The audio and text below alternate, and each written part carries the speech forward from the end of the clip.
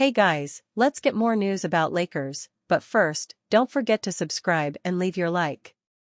Luka Doncic reveals plans for NBA All-Star break after ugly game, way different.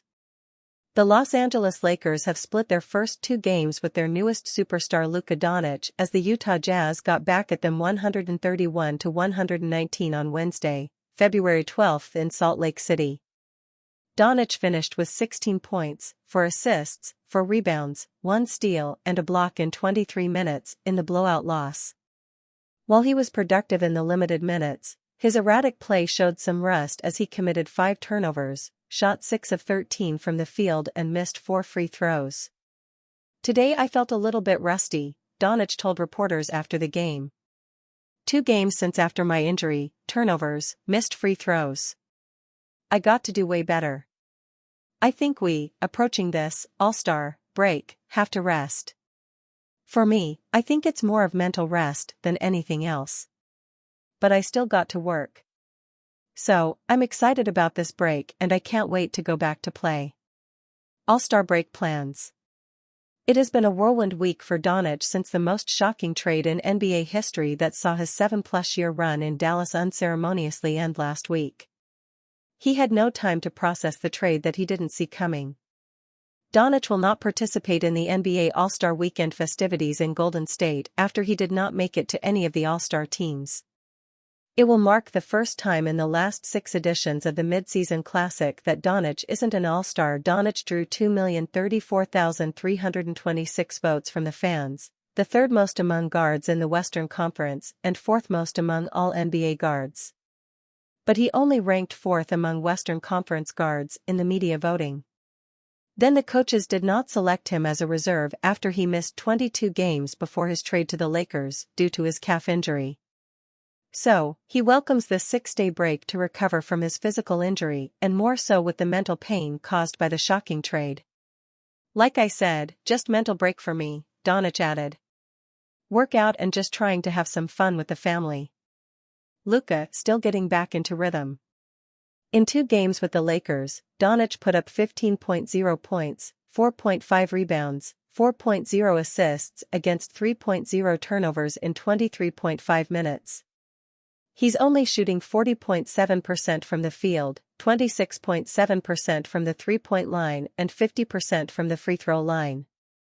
Despite his rusty game, Doncic is giving himself a pass. "It's good," Doncic said. "Still getting back into rhythm. You can't really practice that 5-on-5 stuff. It's way different in the game, but I'm just happy to be back out there and trying to win and trying to play games." The 1-to-1 split against the Jazz in Doncic's first 2 games did not reveal so much because of his minute restriction and the quality of the opponent. But Doncic was encouraged by what he saw in those games.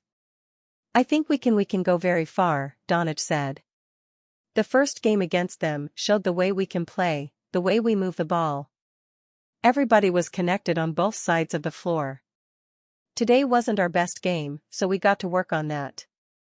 Doncic was referencing their 132-113 rout of the Jazz on Monday, February 10, that marked his memorable Lakers debut. The Lakers will get back into action on February 19 at home against the Charlotte Hornets, their first meeting since the rescinded Mark Williams trade. Los Angeles Lakers will regret signing former Phoenix Suns center. The NBA's trade deadline has gone down as one of the craziest in the history of the sport, and there was a whole lot more to it than just Luka Doncic and De'Aaron Fox moving teams. An underrated aspect of the final days of this period was the great center reshuffle attempted by several outfits, including the Phoenix Suns. They finally moved on from Jusuf Nurkic at the premium cost of a first-round pick while they added the athletic but limited Nick Richards to their roster prior to that deal going down. Both trades were completed with the Charlotte Hornets, who also saw their starting big in Mark Williams traded to the Los Angeles Lakers. This was later rescinded, although we haven't heard the last of that. Which opened the door for a former Suns lottery pick to head to LA. That would be Alex Len, taken 5th overall by Phoenix back in 2013, who failed to live up to expectations despite spending 5 seasons. Was it really that long in the Valley? Since then he has bounced around the league as a backup big with a large frame, although to his credit lasting over a decade in the NBA is an accomplishment itself for the Ukrainian.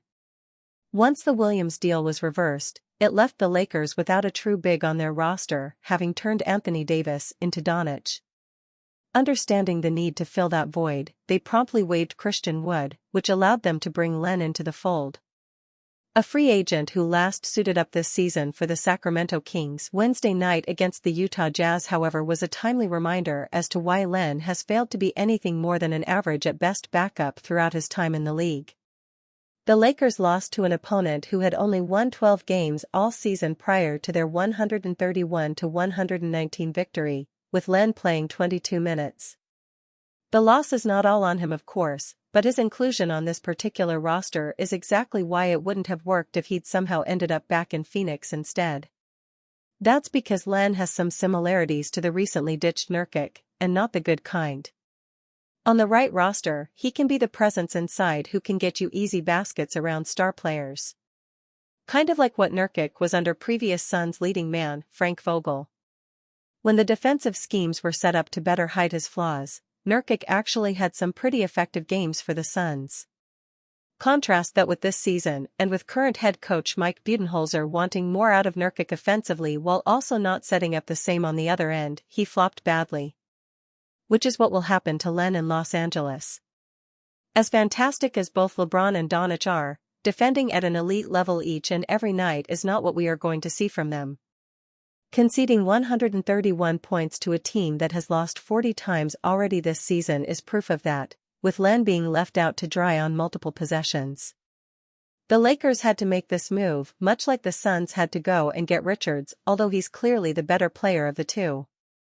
But it once again highlights how being in the second apron can have far-reaching negative impacts over the course of a long season. Thankfully on this occasion it is the Lakers who will have to come to that realization, not the Suns. The Los Angeles Lakers considered trading for Knicks center Jericho Sims before he moved to Milwaukee. The Los Angeles Lakers considered adding 6 feet 10 inches center Jericho Sims before he was traded from New York to Milwaukee in exchange for DeLon Wright, as part of the deal that sent Kyle Kuzma to the Bucks for Chris Middleton, according to ESPN's Dave McMenamin. Sims would have fit into the stuff around the margins category that Lakers GM Rob Pelinka mentioned during Luka Doncic's introductory news conference, per the same report.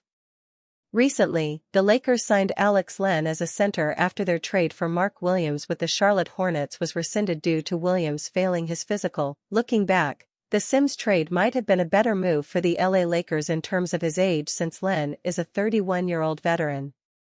Sims, 26, was selected 58th overall in the 2021 NBA draft by New York and has averaged 1.6 points and 3.3 rebounds per game this season. And are you a fan? What do you think of Jericho Sims's situation? Leave your opinion in the comments.